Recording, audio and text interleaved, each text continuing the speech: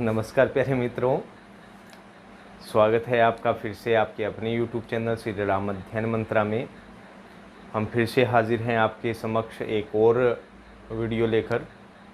बने रहिएगा हमारे साथ, वीडियो को शुरू से अंत तक देखिएगा तो आपको सब कुछ समझ में आ जाएगा। तो मित्रों, बात हो रही है गजानन माधव मुक्तिबोध की कविता, एक लंबी कविता अंधेरे में। कल जैसा कि मैंने शुरुआती इंट्रोडक्शन आपको दिया कि देखो, कहीं न कहीं व्यक्ति के मन में एक घटना जो देख लेता है वो कहीं न कहीं उसके अवचेतन मन में रहती है।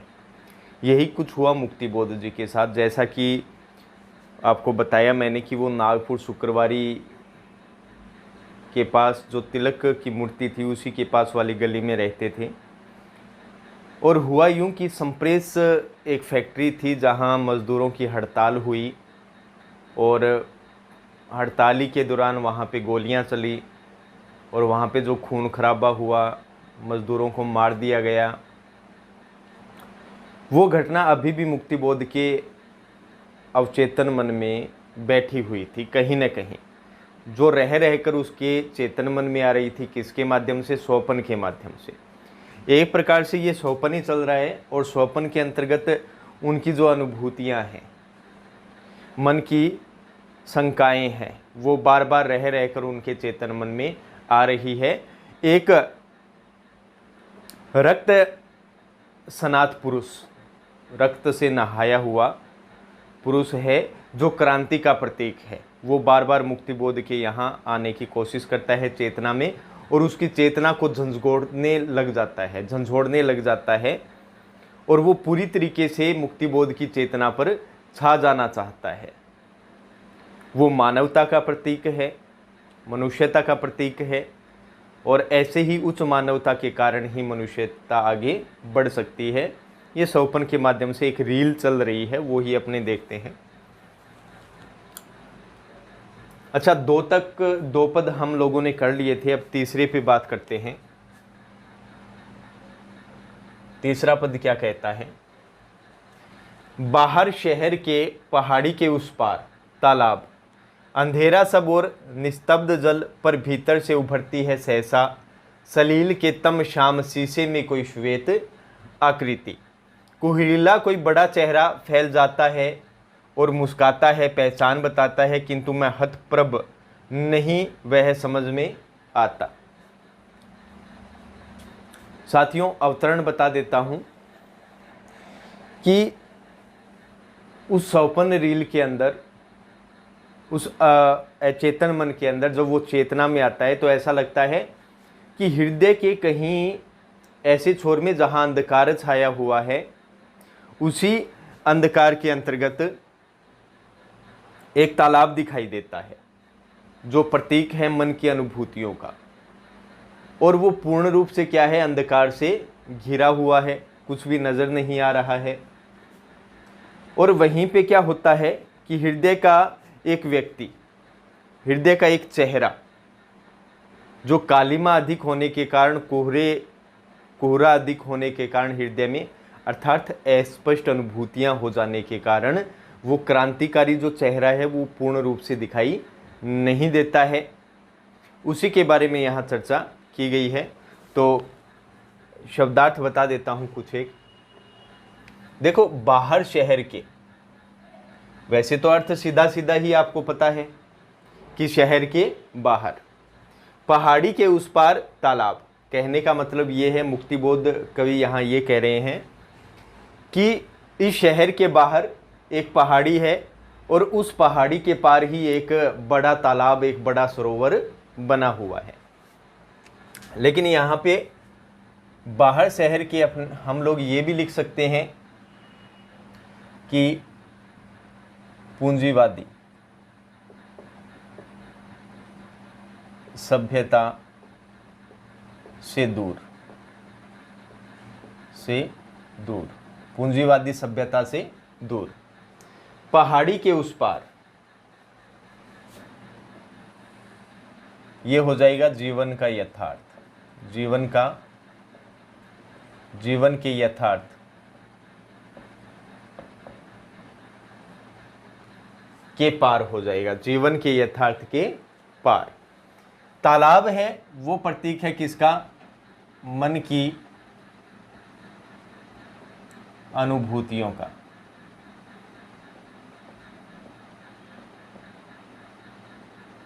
मन की अनुभूतियां। तालाब किसका प्रतीक है? मन की अनुभूतियों का।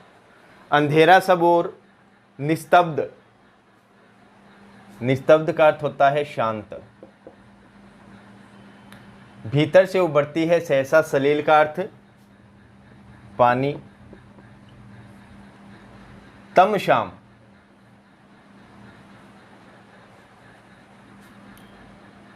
अंधकार के समान, अंधकार रूपी।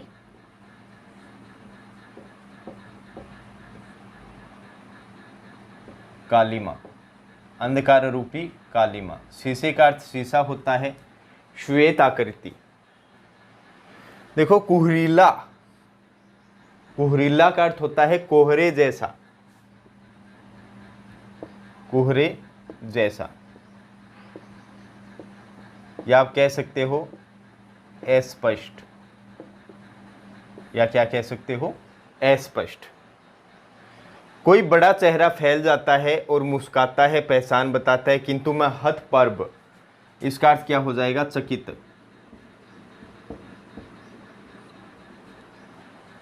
नहीं वह समझ में आता। ये इसके माध्यम से कवि ने अपने हृदय के बारे में ही बताया है, उनका हृदय क्या कहता है, ये चीज़ है। तो अब कवि गजानन माधव मुक्तिबोध ये कह रहे हैं कि यहाँ एक शहर है और उस शहर में एक पहाड़ी है, उस पहाड़ी के पार क्या है? एक बड़ा सरोवर है। उस जो सरोवर है वो चारों ओर से क्या है? अंधकार से घिरा हुआ है, और तालाब का जो जल है वो पूरी तरीके से क्या है? शांत है, उसमें कोई हलचल दिखाई नहीं देती है। पर भीतर से उभरती है सहसा सलील के तम शाम शीशे में कोई आकृति। फिर अचानक क्या होता है? अंदर से एक आकृति उस पानी के अंधकार रूपी कालिमा के भीतर से एक शीशे के समान एक श्वेत आकृति वहाँ दिखाई देती है। अर्थात कई बार ये होता है ना, हॉरर मूवीज़ में आप देखते हो कि एक तालाब है, उसके पास आप खड़े हो तो अचानक ही पानी में एक आकृति आपको दिखाई देने लग जाती है। ऐसा मान लीजिए कि एक ये फिल्म ही चल रही है, ऐसी एक कविता इन्होंने बनाई है। इस पे प्रतिबंध भी लगा था इसी कारण, क्योंकि वो समाज का जो नंगा चेहरा है वो प्रस्तुत करना चाहते थे पाठकों के समक्ष। ये एक मूवी की तरह ही उन्होंने बताया है कि हालांकि उसका जल क्या था? शांत था तालाब का, पर जो भीतर से क्या लेकिन भीतर से अचानक ही सहसा ही उस तालाब के पानी से अंधकार रूपी कालिमा शीशे की श्वेत आकृति के रूप में क्या हो रही थी? उभर रही थी। तो यहाँ रूपक अलंकार हो जाएगा, रूपक अलंकार। श्याम शीशे के अंदर अनुप्रास अलंकार हो जाएगा। फिर कुहरीला कोई बड़ा चेहरा फैल जाता है। कुहरीला मतलब कोहरे जैसा, अर्थात अस्पष्ट, क्योंकि कोहरे में वस्तु क्या दिखाई देती है? अस्पष्ट दिखाई देती है। तो चेहरा तो उसमें दिखाई दे रहा था तालाब में, और वो भी बड़ा चेहरा था, वो पूरे तालाब में फैला हुआ था, वो दिखाई दे रहा था, किंतु वो क्या था? अस्पष्ट था। वो मुस्कुराता हुआ अपनी पहचान बताना चाहता है, किंतु मैं उसे देखकर क्या हूं? चकित हूं। नहीं वह समझ में आता।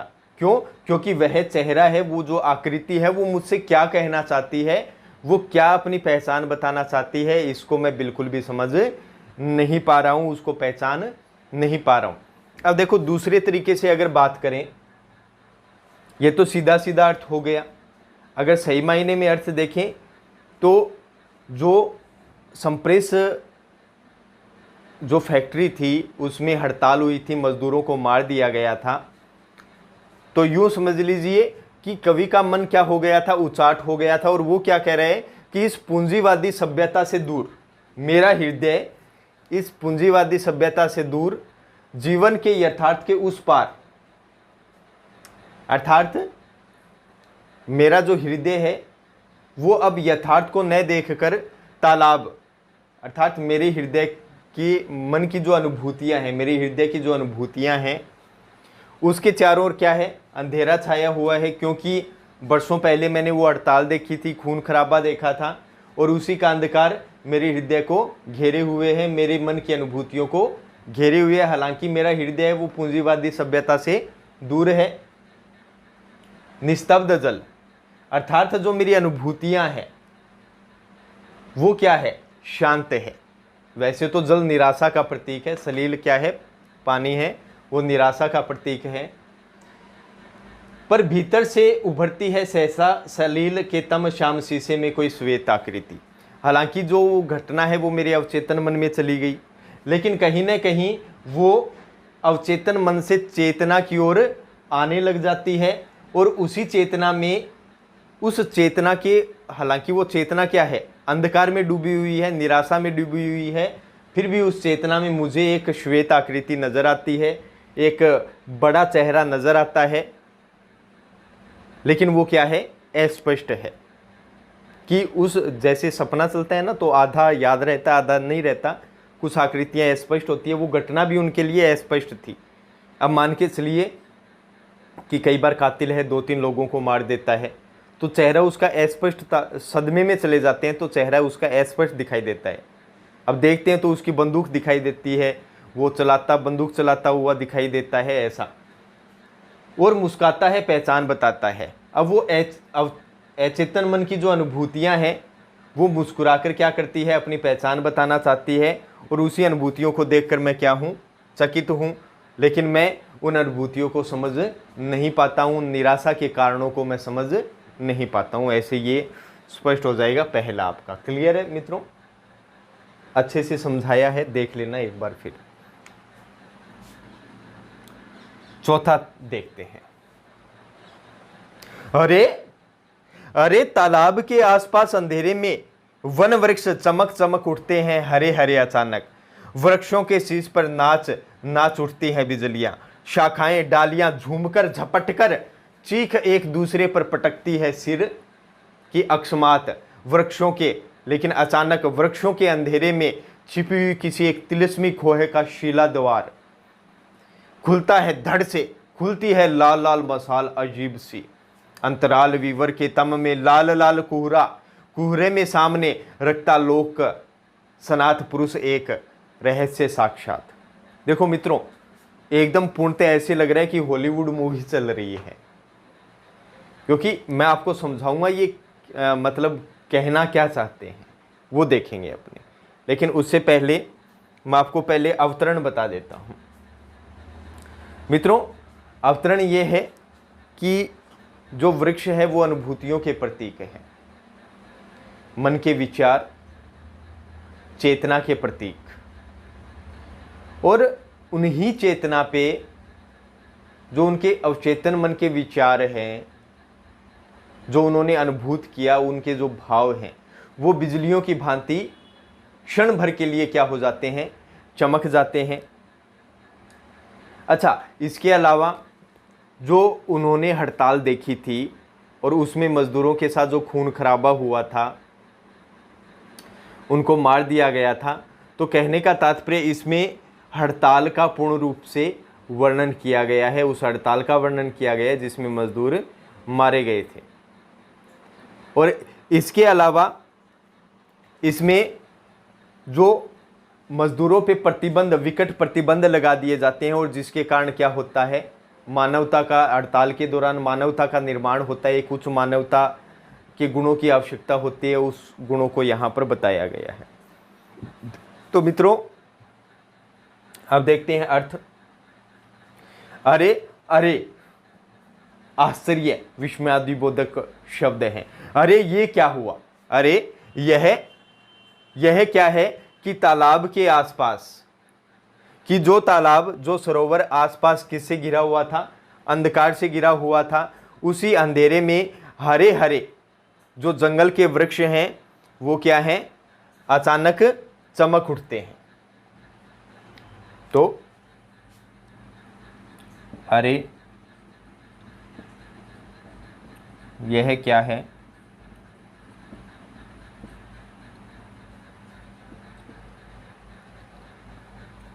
वन वृक्ष मतलब जंगल के पेड़।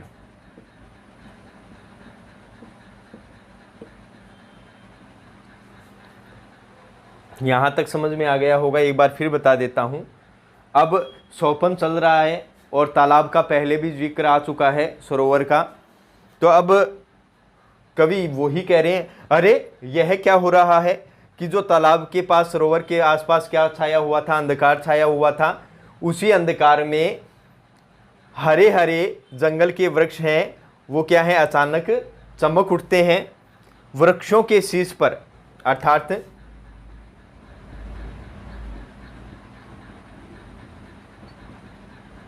चोटियों पर, वृक्षों की चोटियों पर नाच उठती है बिजलियां। और क्या होता है कि वृक्षों की जो चोटियां हैं उस पे बिजलियों की तरह कौंद देने वाली क्षण भर के लिए क्या कर देती है, रोशनी पैदा कर देती है। ऐसी बिजलियां हैं, वो वृक्षों की चोटियों पर नाचने लग जाती है। शाखाएं डालियां झूमकर झपटकर चीख एक दूसरे पर पटकती है सिर की अकस्मात। और फिर तेज आंधी के कारण वृक्षों की जो शाखाएं हैं वो तेज गति से हिलने लग जाती है, वो आपस में चिपटती हुई नजर आती है और चिपटती हुई एक दूसरे पर सिर पटकती हुई नजर आती है। कि अचानक, अकस्मात का अर्थ अचानक।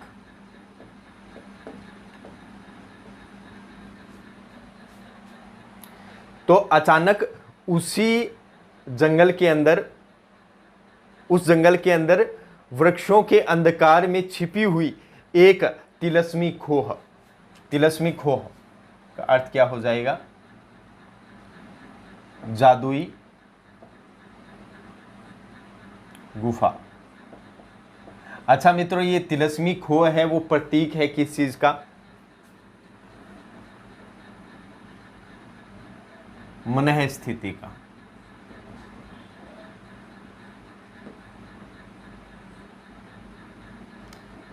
रहस्यमयी,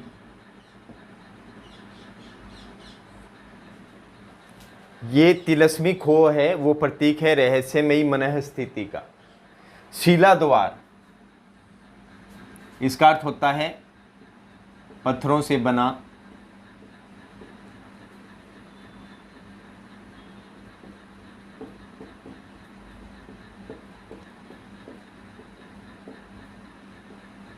दरवाजा। और प्रतीक किस चीज का हो जाएगा, विकट प्रतिबंध, विकट प्रतिबंध। ठीक है, खुलता है धड़ से। तो यहां तक हो गया था, यहां तक अच्छा पहले अर्थ ही बता देता हूं। खुलता है धड़ से, घुसती है लाल लाल मशाल अजीब सी, अंतराल वीवर। अच्छा, अंतराल वीवर का अर्थ क्या हो जाएगा, द्वार या छेद के भीतर के भीतरी अंधकार।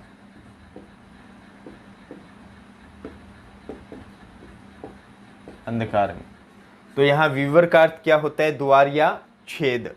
अंतराल का मतलब क्या हो जाएगा, भीतर। और तम का मतलब क्या हो जाएगा, अंधकार।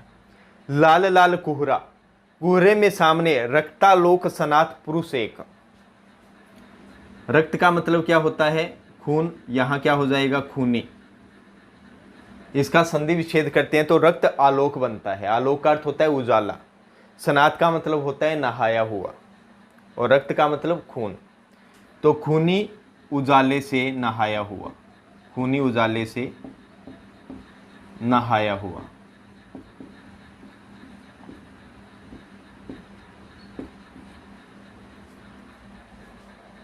क्लियर है। तो ये हो जाता है अब यहाँ तक तो अर्थ हम लोगों ने देख लिया था कि अचानक फिर उन वृक्षों के अंधकार में एक छिपी हुई जादुई गुफा का क्या खुलता है, पत्थरों से बना दरवाज़ा धड़ से खुलता है। और ऐसा ही होता है फिल्मों में। तो यहाँ आप जो रस करोगे वो भयावह रस कर सकते हो, भय रस। घुसती है लाल लाल मशाल अजीब सी, और उस गुफा में धसती हुई लाल रंग की अजीब सी मसाले वहाँ दिखाई देती है, और वो अंतराल विवर के तम में लाल लाल कोहरा, और उसी द्वार या छेद के भीतरी अंधकार में लाल रंग का कोहरा दिखाई देता है, और कोहरे के सामने खूनी उजाले से नहाया हुआ एक पुरुष दिखाई देता है जो अपना रहस्यमय साक्षात देना चाहता है, वो अपना परिचय करवाना चाहता है। ये तो सीधा सिंपल अर्थ हो गया। तो मित्रों यहाँ पे देखो, आंधियों का आना, डालियों का झूमना, उनका सिर पटकना, मसाले दिखाई देना, घोर अंधकार दिखाई देना, वृक्षों का चमक उठना, मसाले लेकर लोगों का चलना, लाल कोहरा दिखाई देना, ये सब किसका प्रतीक है? ये हड़तालों के अंतर्गत होता है। और उन्हीं आंखों देखी हड़ताल का वर्णन इस पद में उन्होंने किया है। और वहाँ पे जो खून खराबा हुआ हड़ताल के दौरान, जब मजदूरों को मार दिया गया था, उसी का वर्णन यहाँ पे संभवतः कवि मुक्तिबोध ने किया है।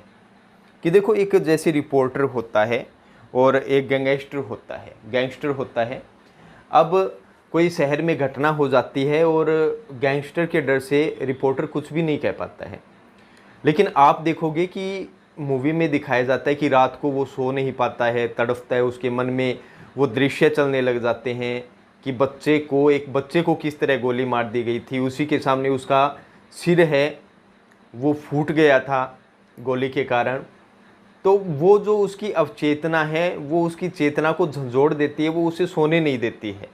तो कहीं ना कहीं क्रांति करने की सोचता है, वो ये सोचता है कि सज़ा तो उसे होनी चाहिए, सज़ा मैं दिलवाऊंगा। वही बात यहाँ पर हो रही है किसके साथ? कवि मुक्तिबोध के साथ। उन्होंने जो हड़ताल का दृश्य देखा तो वो उसे अब सही करना चाहते हैं। अच्छा, रक्तालोक सनाथ पुरुष है किसका प्रतीक? क्रांतिकारी का। ठीक है, क्रांतिकारी का प्रतीक है कौन? रक्तालोक सनाथ पुरुष, रक्त खूनी उजाले से नहाया हुआ पुरुष, जो कवि मुक्तिबोध के भीतर छिपा बैठा है, जो उच्च गुणों का प्रतीक है, मानवता का प्रतीक है, महानता का प्रतीक है। ठीक है, अब आपको सीधे सीधे एक बार और समझा देता हूँ। वैसे तो सिंपल और सरल है। तो उनके मन में, उनके हृदय में एक स्वप्न रील चल रही है, और उसी के अंदर उनको एक तालाब अर्थात मन की अनुभूतियाँ होती है, जिसे निराशा पूर्ण रूप से घेरे रहती है। परंतु अचानक क्या होता है? रोशनी किसका प्रतीक होता है? मुक्ति का प्रतीक होता है, चेतना का, ज्ञान का प्रतीक होता है। तो सहसा क्या होता है कि उनके मन में जो निराशा छाई रहती है वृक्षों के रूप में, उसके ऊपर अचानक ही बिजलियों के समान क्षण भर, जिस प्रकार बिजलियां क्षण भर क्या कर देती है? उजाला कर देती है, चमक उठती है। उसी प्रकार उनकी निराशा है, उसके ऊपर क्या होती है? बिजलियों के समान कुछ रोशनी दिखाई देने लग जाती है, अर्थात उन्हें चेतना का एहसास होता है। फिर उनकी जो मन की अनुभूतियां हैं, कुंठाएं हैं, निराशा है, वो उनके तेज ज्ञान के कारण आपस में भिड़ने लग जाती है। वो अपना सिर ढूंढने लग जाती है कि आखिर हुआ क्या था, क्यों ऐसा किया गया, क्यों शांतिपूर्ण तरीके से चलने वाली हड़ताल में ये अहिंसा हुई थी। तो ये एक दूसरे से उनकी जो चेतना है वो सिर पटकती रहती है। फिर अचानक उनकी जो निराशा थी, उस निराशा में उनकी जो रहस्यमयी मनस्थिति है, उनकी मनस्थिति में एक पत्थरों का दरवाज़ा खुलता है, अर्थात जो विकट प्रतिबंध उनकी चेतना पर लगा हुआ है उसका अचानक दरवाज़ा खुलता है। किसे? धड़ से, और उन्हें लाल रंग की मसाले उसके अंदर दिखाई देती है, अर्थात उनकी अवचेतना में चेतना का उजाला भर जाता है। और उसी उजाले के अंदर, उनके हृदय के अंदर, उस हृदय के उजाले के अंदर अर्थात चेतना के अंदर उन्हें रक्त के खूनी उजाले से नहाया हुआ एक पुरुष दिखाई देता है, अर्थात उन्हें वो क्रांतिकारी चेहरा दिखाई देता है कि जिससे वो चेतना को झंझोड़ रहा है। वो रक्त जो सनातन पुरुष है वो उनकी चेतना को झंझोड़ रहा है और कह रहा है कि क्रांति करनी बहुत ज़रूरी है, अगर मानवता को आगे बढ़ाना है, बोलना बहुत ज़रूरी होता है। तो यहाँ तक ये हो गया आपका दूसरा। अब बात करते हैं तीसरा। तेजो प्रवाह में उसका ललाट देख, मेरे अंग अंग में अजीब एक थरथर, गौर वर्ण दीप्त दृग सौम्य मुख, संभावित स्नेह सा प्रिय रूप देख कर विलक्षण शंका, भव्य अजानुभुज देखते ही साक्षात गहन एक संदेह है। अब उसका रेखा चित्र यहां प्रस्तुत किया गया है, जो चेतना में रक्त सनात पुरुष दिखाई देता है, किसमें? 5वें में। अच्छा, इससे पहले देखो यहां चौथे में बात करें तो पुनरुक्ति प्रकाश अलंकार है, उसका बहुत अधिक प्रयोग किया गया है। जैसे नाच नाच हो गया, लाल लाल हो गया, फिर लाल लाल हो गया, तो ये पुनरुक्ति प्रकाश अलंकार आया है। अब क्या है कि अब उस कुहरे के अंदर मुझे एक रक्त से नहाया हुआ पुरुष दिखाई देता है और उस पुरुष के चेहरे पर मुझे तेज प्रवाहित होता दिखाई दे रहा है, अर्थात उसका चेहरा है वो तेज से भरा हुआ है, अर्थात तेज पूर्णतः प्रकट हो रहा है। उसका ललाट देखो, ललाट का मतलब मस्तक, तो उसका उन्नत मस्तक देखकर मेरे अंग अंग में अजीब एक थरथर। अच्छा, पहले अर्थ बता देता हूं। इसका अर्थ क्या हो जाएगा? ललाट का अर्थ मस्तक।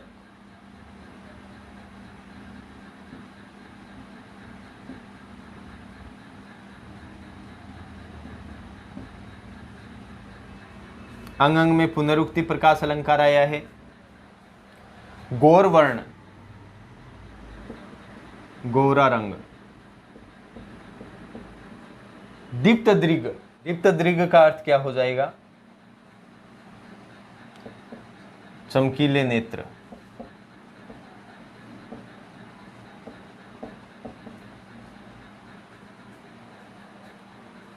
सौम्य मुख का मतलब शांत चेहरा, शांत मुख।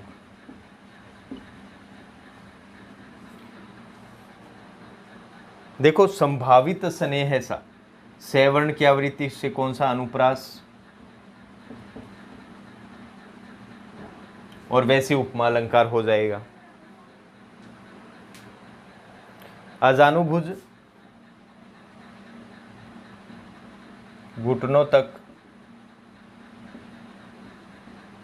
लंबी बाहें।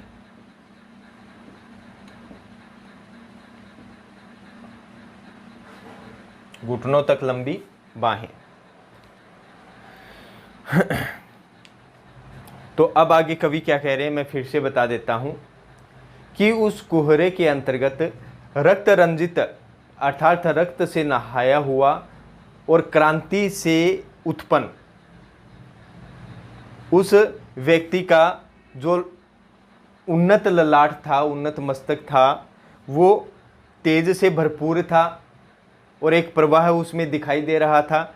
और उसको देखकर मेरे प्रत्येक अंग में एक अजीब सी थरथर उत्पन्न हो गई। उसका रंग गोरा है, नेत्र चमकीले हैं, नेत्र चमकीले और बड़े चमकीले नेत्र हैं। उसका चेहरा देखने पर शांत दिखाई देता है।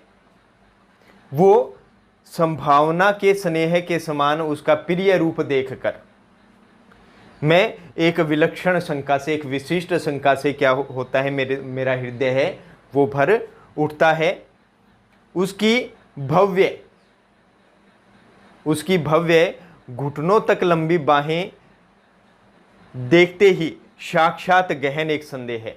तो मेरे अंदर एक गहरे संदेह का साक्षात होता है, अर्थात मेरे हृदय में गहरे संदेह का गहरा संदेह प्रकट हो जाता है। किसे देखकर? उस पुरुष की भव्य घुटनों तक लंबी बाहें देखकर।